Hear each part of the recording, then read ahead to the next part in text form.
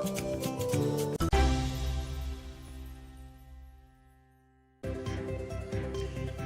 of the 2023 general elections, the nation's electoral umpire, the Independent National Electoral Commission, says it will not release the election timetable until the Electoral Act Amendment Bill is signed into law. What is the implication of this decision?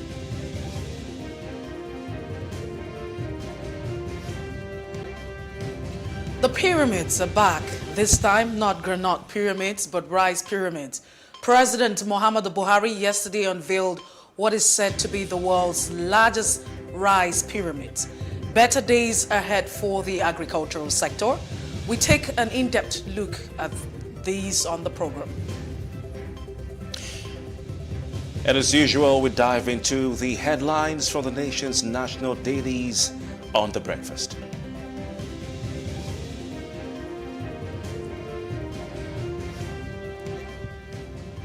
Welcome to The Breakfast on PlusTvAfrica. It's a great day and we're going to be having a great time on the show. I am Messi Bopo. And I'm Kofi Batels. We start off with top trending stories. Mercy, interesting news coming as far as qualifications for the leading positions in Nigeria politics is concerned.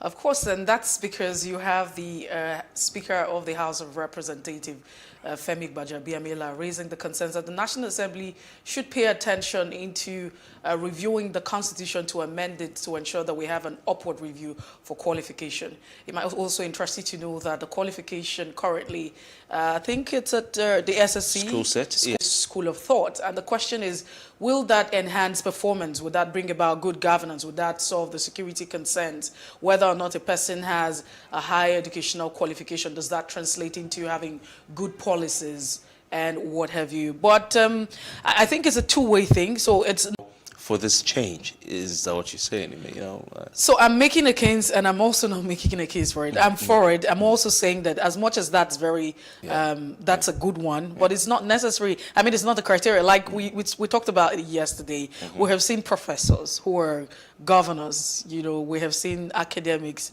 and nothing to show for at the end of the day. 8 years and counting.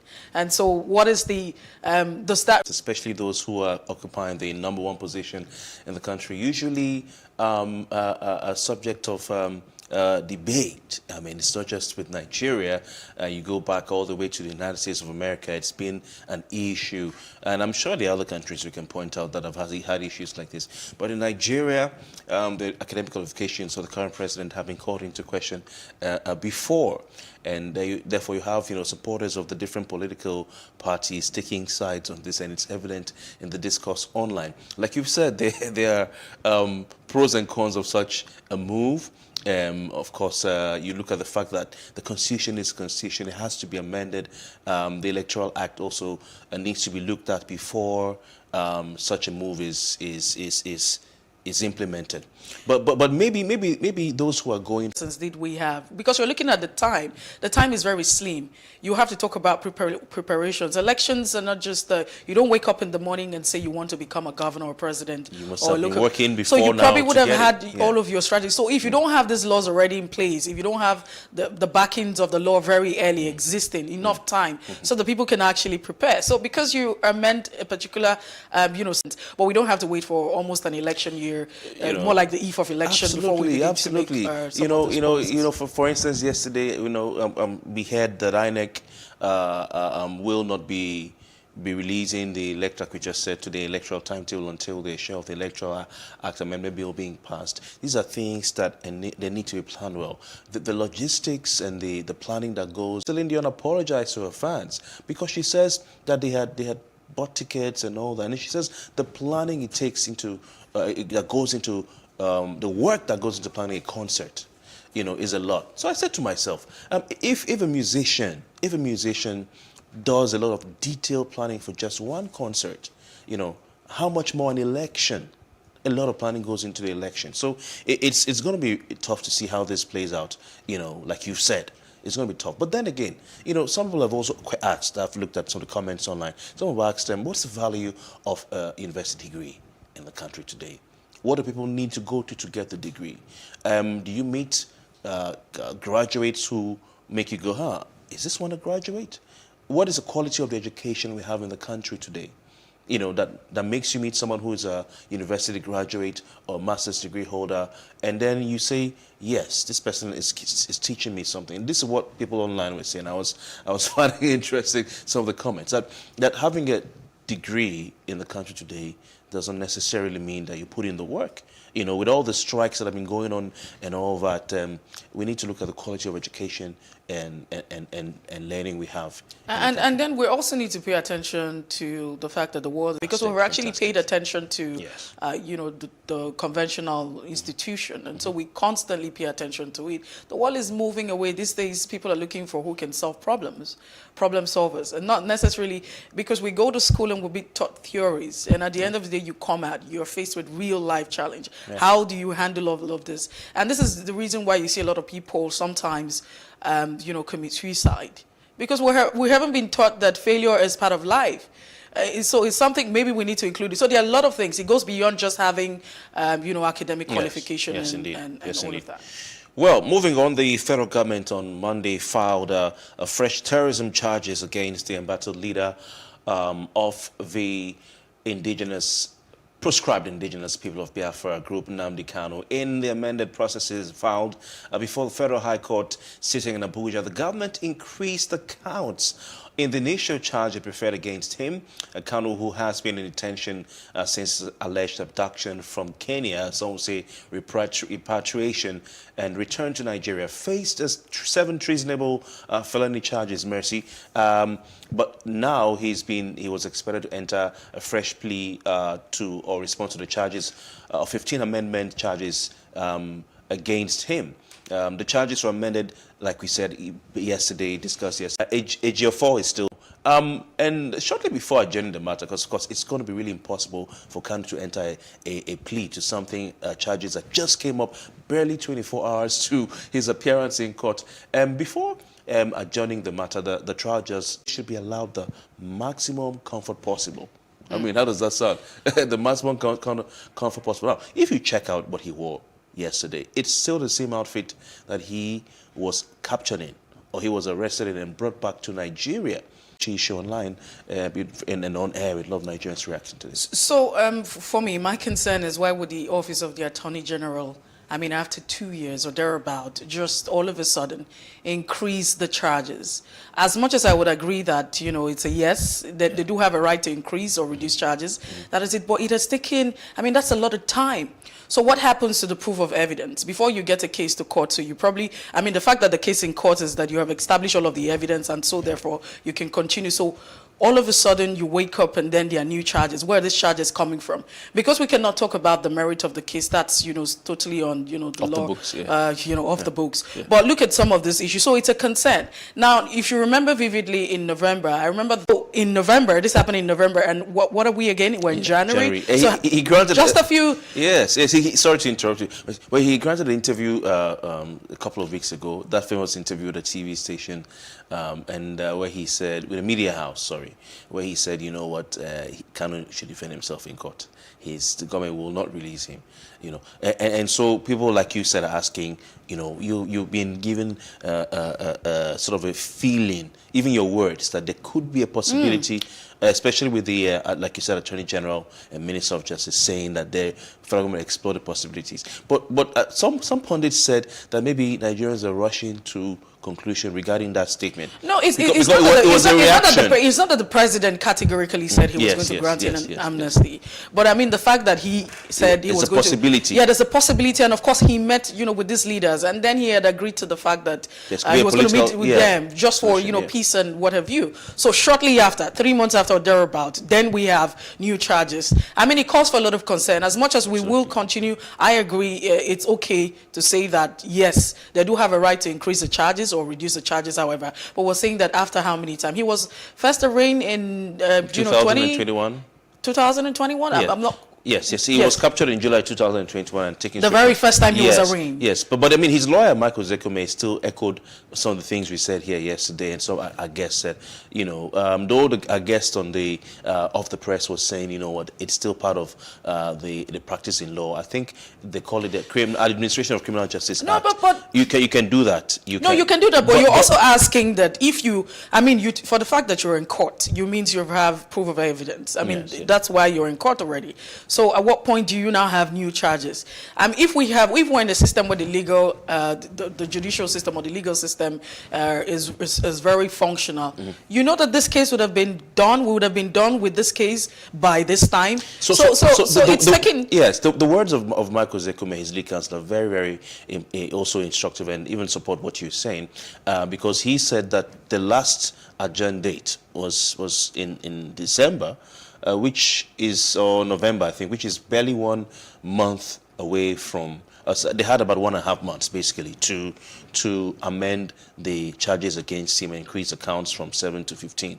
But they did that barely 24 hours to the trial, like you said. And he was asking, when or what time are we going to have to meet our client for him to go through these new charges to decide what kind of plea to enter, you understand? What kind of plea to enter? Guilty or not guilty. And is it that we're going to come to court and we see our client and say, Mr. Kanu, hi, I'm seeing him for the first time. And we're going to show him, okay, this is what I got yesterday night. Look at the new charges. Are he guilty or not? We have to prepare a defense. And so he said, he used the word delay tactics, that these are delay tactics being employed by the federal government. Yeah, so apart from that also, I would just probably brush on that particular one. The issue of security presence. It's a public trial. And the fact that people are not even allowed to go in, it's not a secret trial. It calls for another consent. And the fact that it just shows you where the judge said the correctional center. It's a correctional center, by the way. And if that's a correctional center, it just shows you the state of our prisons and how people are being treated. Whether or not you are, you're a special, I don't know if there's any VIP. In the prison. But I'm just saying that it goes to show you the state of our. He's even a bit better off if you look at Kobe, because he's with DSS right now. But of course you never can tell. Solitary confinement. But we'll move on. We hear there's some issue with 5G and aviation.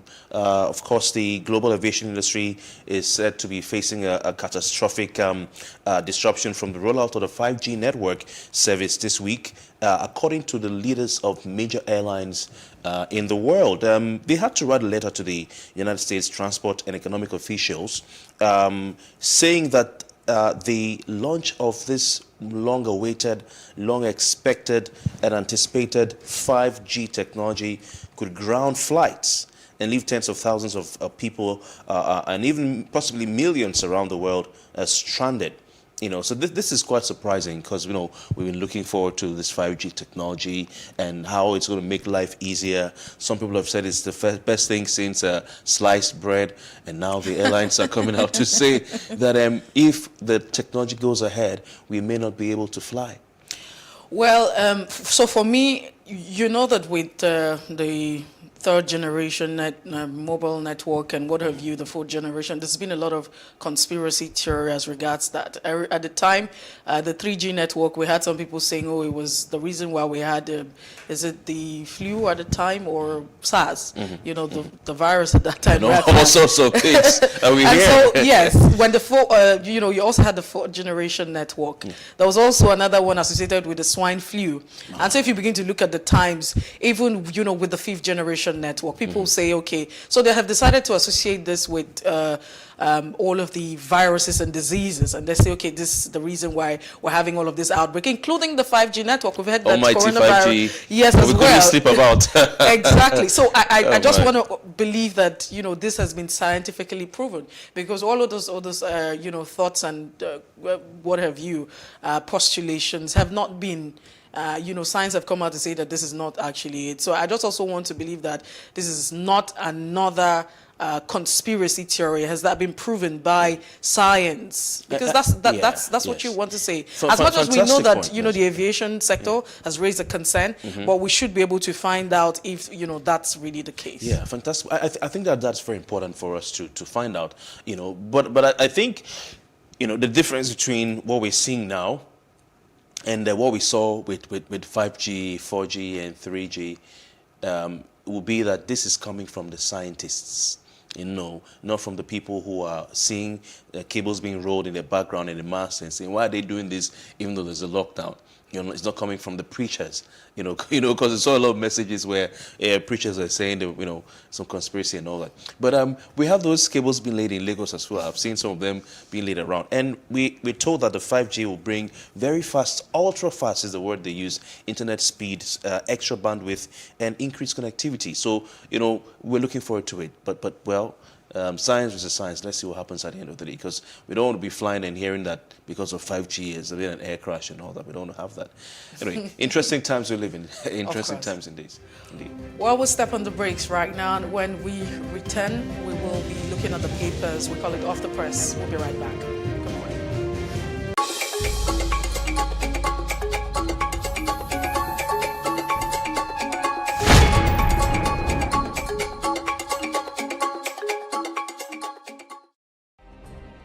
Nigeria's Niger Delta region, from where the black gold fuels Africa's largest economy, where the lines between wealth and poverty has never been thinner. Conflicts, poverty, insecurity, and environmental challenges daily confront the region. How can the Niger Delta story be changed for the better? Join Mamude Akuga at 9 p.m. every Friday evening on PlusTvAfrica as he probes deep in search of solutions. Inside the Niger Delta with Mamude Akuga, the authentic voice of Nigeria's oil-rich region. Hello and welcome. It's Nimasa This Week, the voice of maritime.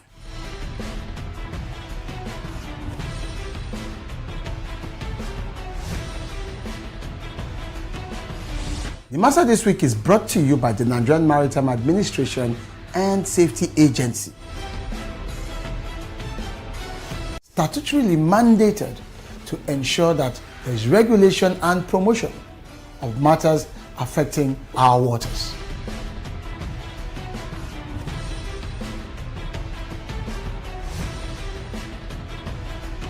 Nimasa bears responsibility for search and rescue, shipping development, and ship registration.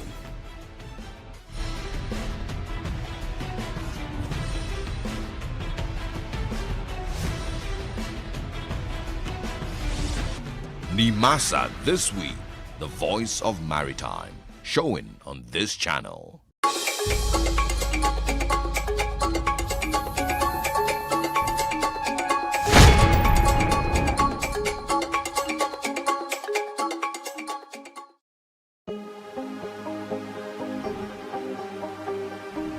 This is it for upcoming artists to blow in Nigeria.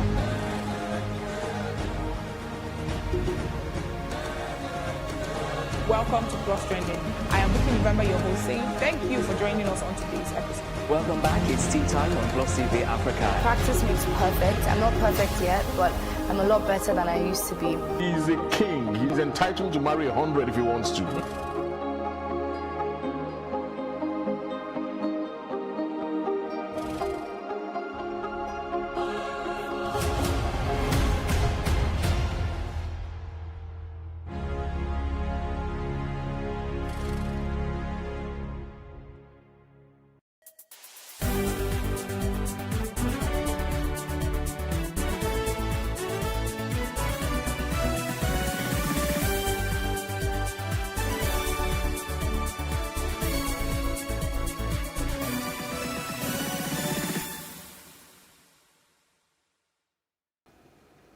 Welcome back to The Breakfast and PlusTvAfrica. Time for Off the Press. We will be taking you through the pages of our national dailies. And as always, we have Tunde Kolawole joining the conversation. He's a legal practitioner. Good morning, Tunde Kolawole. It's good to have you join us this morning. Good morning for having me. That's all right. Let's start off with the Leadership newspaper, and we'll pay attention to the top stories on the Leadership newspaper. The banner caption says, 2023, no electoral law, no election timetable, INEC warns. Says passage of bill crucial to preparation. We will expedite action on bill. Ahmed Lawan is quoted on that, and Reps reconsiders the bill today as Senate concludes consultation. Nigeria is becoming self-sufficient in fruit production. That's what the president is quoted to say. We achieved 9 million metric tons in rice production. Emefiele is quoted on that. Progressive women seek better deal from APC. You also have President never directed removal of fuel subsidy. That's Lawan on that as well. And bandits attack 300 Niger communities, kidnapped 200 in 16 days. Very sad. Kanu declines to take plea on fresh charges. And server failure slows down NIN registration. Vice President Yemi Osinbajo urges Nigerians to imbibe a virtue. I'm sure you want to check what that means. That's the much we can check on the leadership newspaper this morning. Up next, let's look at the headlines on the front page of the Punch newspaper. It leads with this headline: APC zones February 26 for convention date. And of course, activities surrounding Kanu's trial cannot also be left out of the pages, as the Punch has this headline: IPOBs sit at home ground southeast. Kanu's trial holds today. Pictures of deserted streets in parts of the southeast, and of course, protesters are at the premises of the Federal High Court in Abuja, and security operatives who later came to disperse, and we're told there was a sort of a face-off between Kanu's protesters and security operatives. At the top of the paper, we're seeing a headline: we're preparing to launch second satellite in 2022, Minister. We're preparing to launch second satellite in 2022, Minister. Interesting times, and let's see what will happen to those satellites, if it'll be a bit different from the previous satellites. Labor lists conditions for fuel subsidy removal, says $9.5 billion wasted on refineries. Labor lists conditions for fuel subsidy Buhari this week. Lawan will forward amended Electoral Act bill to Buhari this week. Lawan, that's the Senate President. Another headline: bandits killed 300 persons, kidnapped 200 in Niger. That's Niger State in January attacks. Governor: bandits killed 300 persons, kidnapped 200 in Niger attacks in January, says Governor. Very, very, very worrying statistic there. At the bottom of the front page of the Punch newspaper, these headlines: Abuja passengers kick as NCAA stops departing plane for inspection. Never heard of that before, Mercy. Abuja passengers kick as NCAA stops departing plane for inspection. Nigerian-born Canadian minister suspended for using phone while driving.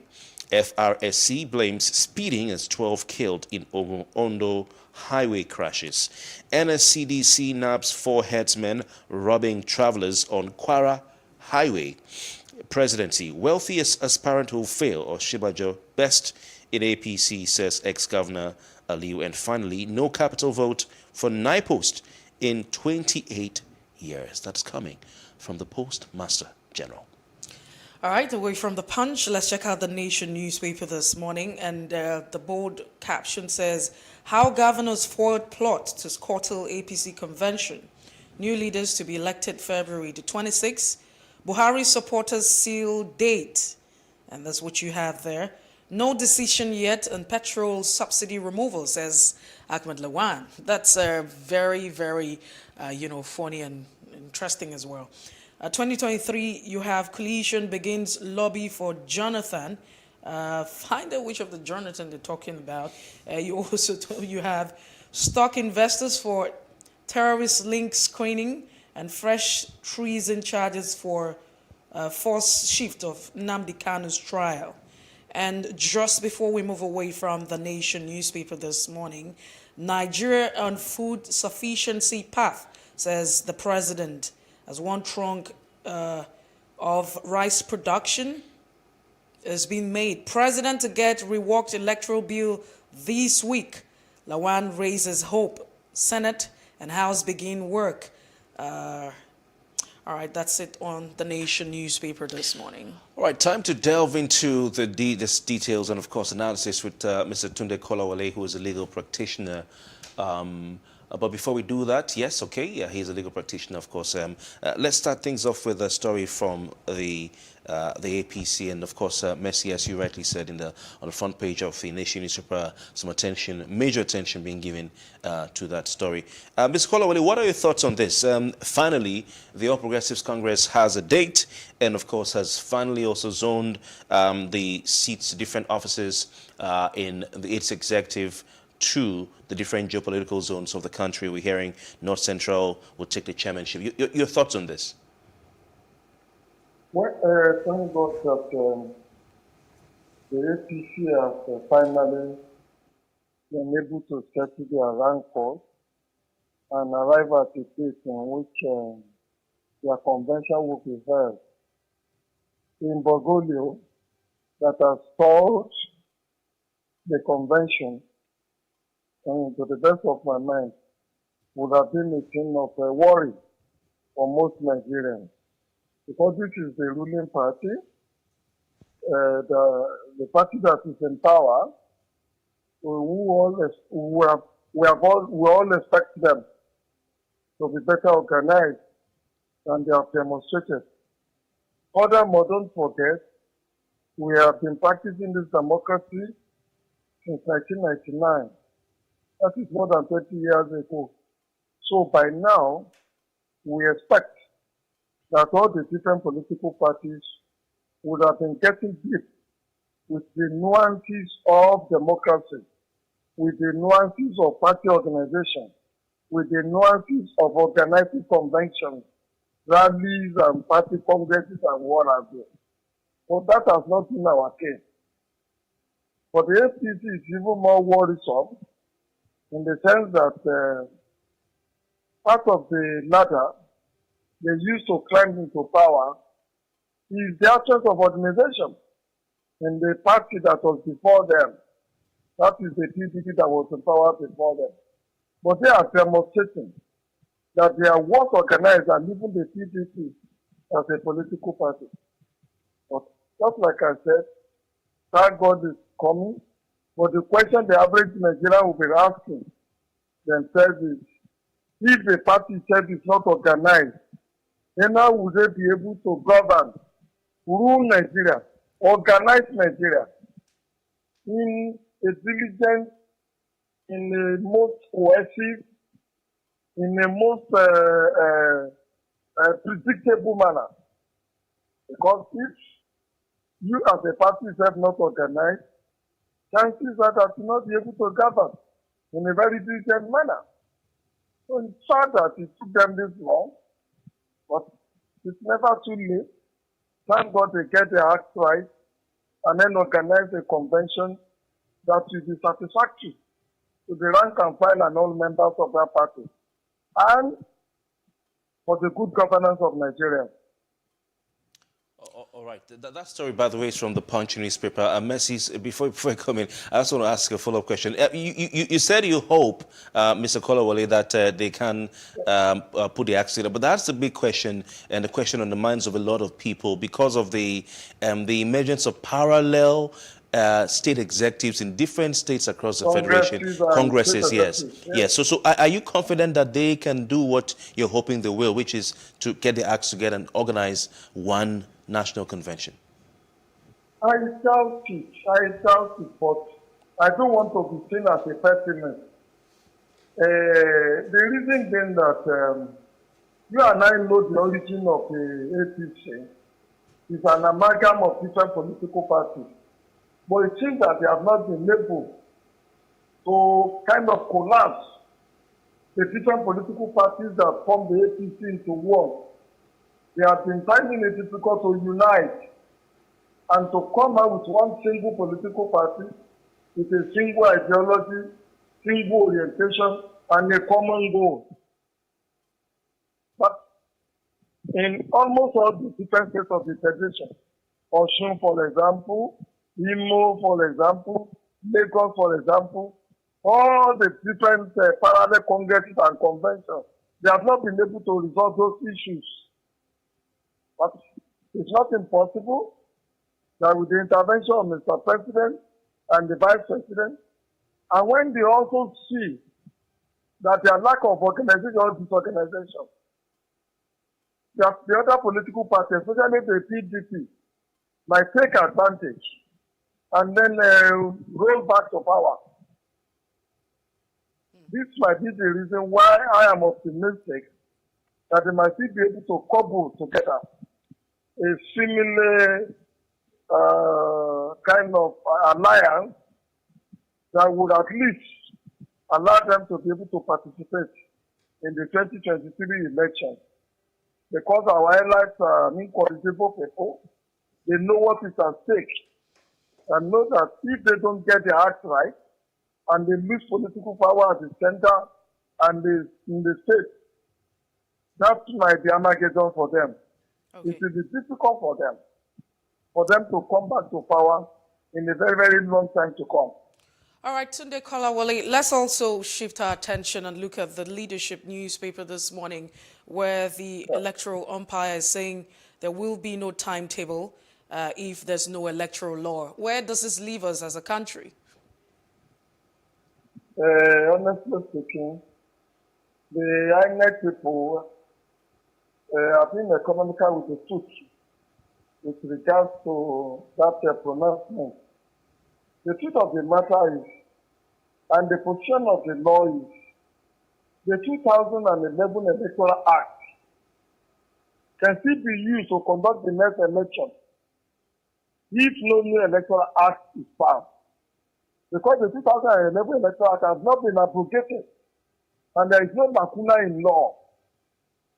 The Electoral Act that they want to pass into law now is merely to close the loopholes or some of the deficiencies that they have seen in the 2011 Electoral Act.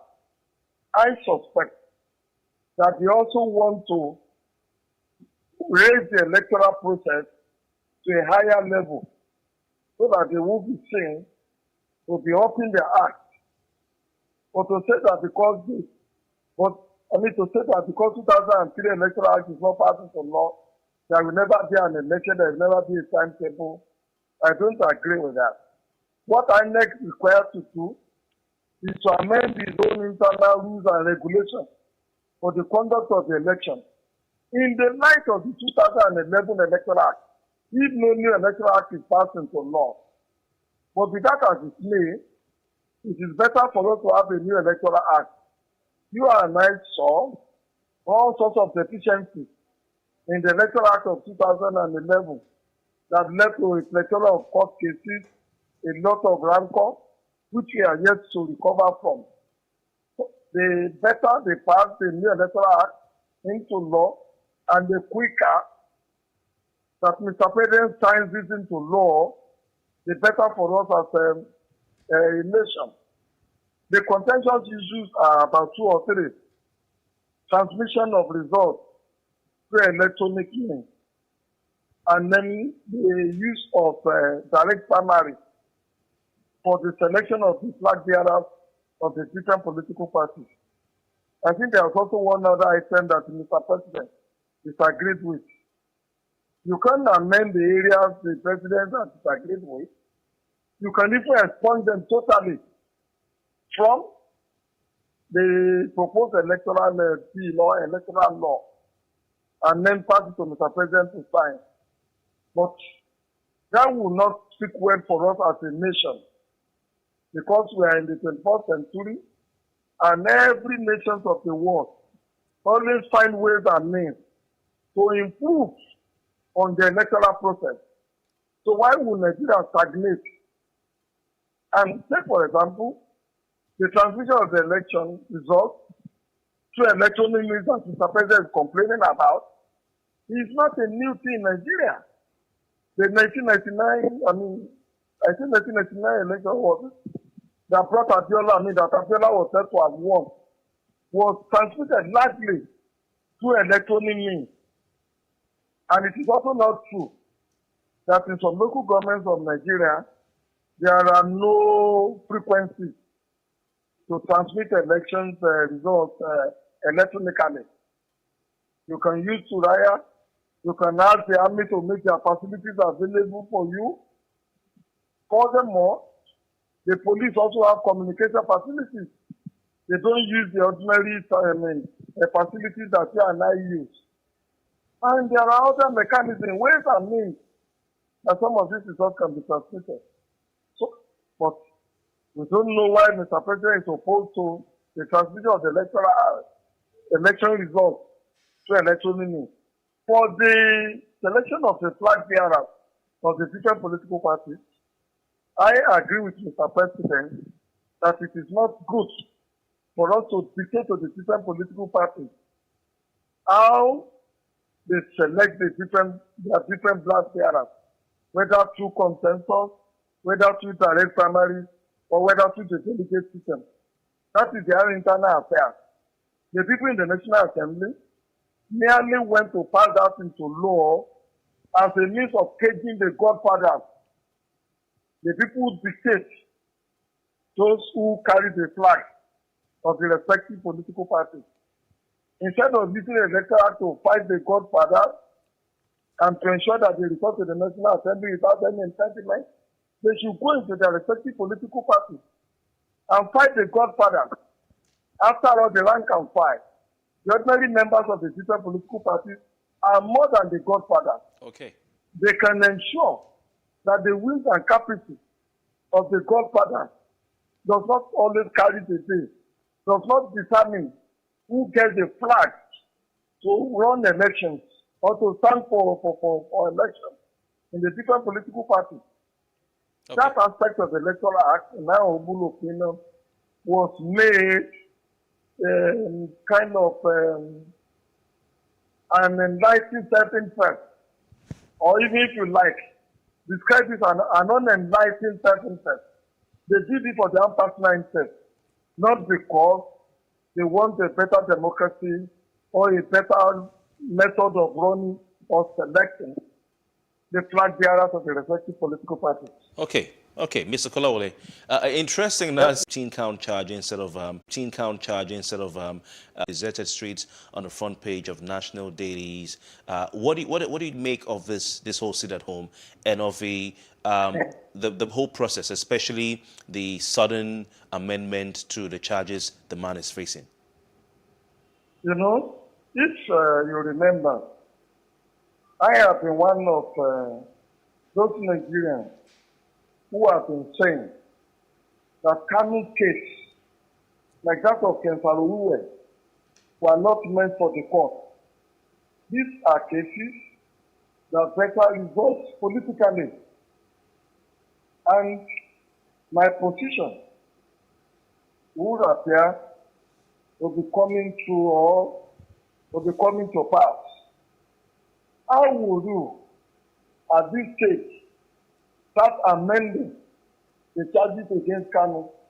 In fact, before you arrest Kanu, you would have known, you would have established what crimes he has committed. Before you arrest him, you would have known what crime he has been committed. That even the charges would have been prepared, it would have been ready. The fact that they have continued to amend the charges against Kanu would appear to me that they are not even sure of whatever crime Kanu may have committed. That they are merely fishing for crime and fishing for evidences within which to nail Kanu. Go and write this down. If Kanu's case is taken to the wrongs of the courts, if Kanu's trial is allowed to run, so either conviction or acquittal, Mr. Kanu will be hanged. Because the body language of the people in power today is not to see Kanu exonerated, discharged and acquitted by our court, but to put him out forever and ever like they did to Kensaruwa. But for God's sake, there are solutions to this problem. If millions of people in a particular section of the country are saying this is what they want, for God's sake, the onus lies on us.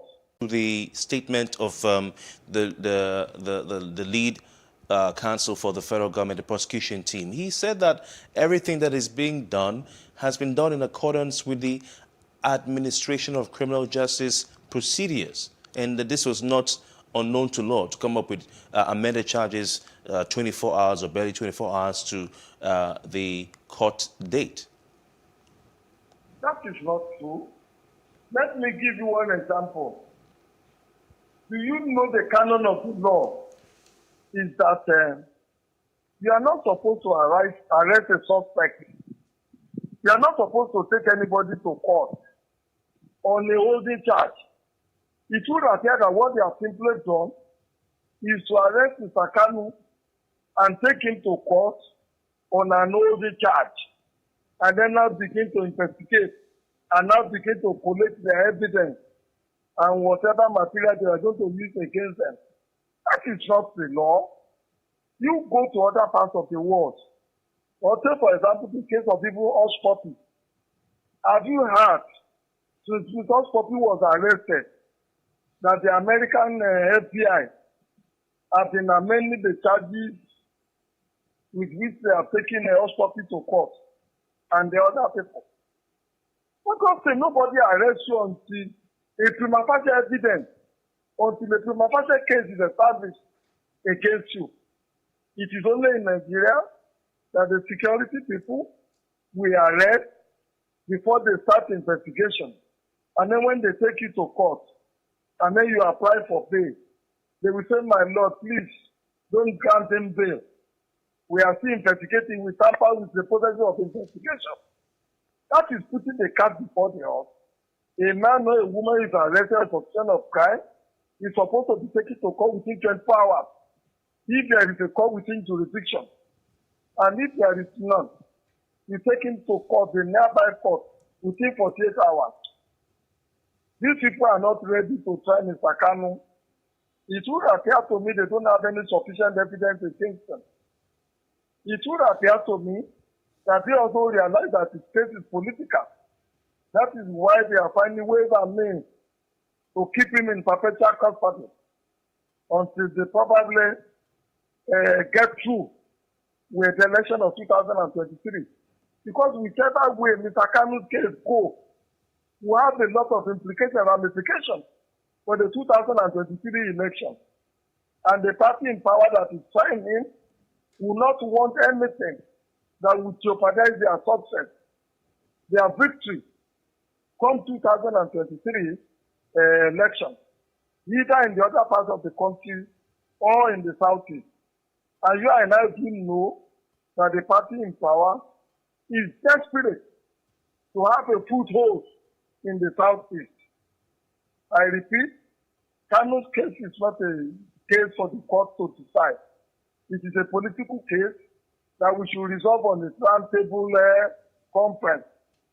I have heard people say, hey, he insulted Mr. President, he did this and that, and all that. That is not issue. An ordinary citizen recently slapped the president of France, and nobody shot him, nobody killed him. They merely arranged him in a civil court for mere case of assault. Whereas the president of France, the security people around him, could have opened fire on the young man and killed him right where he committed that crime. So see, we have to be tolerant, and we must show leadership. And we must not, because of one provocation or the other that the suspect may have engaged in, begin to use a sledgehammer against that kind of a person. Leadership is all about tolerance. It's all about vision. It's all about know what is good for the country. In the nearest future, in so many years to come, it's all about a manner that is most unbecoming, that is very, very unprofessional. Okay, and the would appear for the want of time, the people in authority and